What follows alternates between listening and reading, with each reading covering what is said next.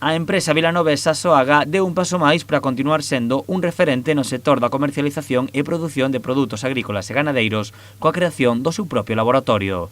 Neste centro analizaránse diferentes chans e cultivos para mellorar a calidade dos seus produtos. O obxectivo principal do laboratorio é, en primeiro lugar, pois, desarrollar toda esta liña de produtos. En segundo lugar, facer as analíticas dos fertilizantes que xa mercamos, que xa comercializamos.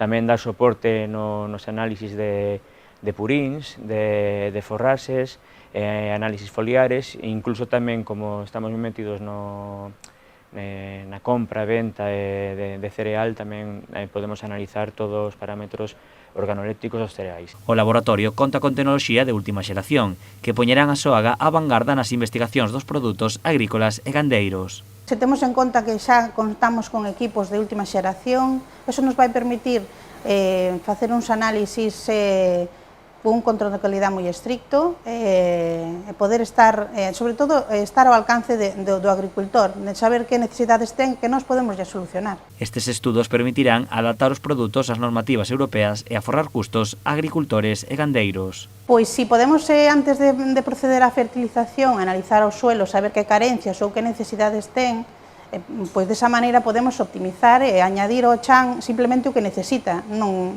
unha cantidad en exceso, que iso repercute no coste da fertilización para o agricultor tamén. De feito, o laboratorio estará aberto para que os clientes de Soaga poidan resolver as súas dúbidas. Porque vemos que a nova normativa vai nesta dirección e ao final os clientes son de Soaga, entonces nós necesitamos darlle o soporte aos nosos propios clientes, máis que subcontratalo ou esperar que eles o busquen por outros medios. Ademais da creación do laboratorio, Soaga tamén lanzou o seu novo produto, Fertimon Tech, un produto novidoso adaptado ás normativas europeas con certificados ecolóxicos e enfocados a que o propio cultivo se protexa fronte a patóxenos, mellorando as prestacións da agricultura.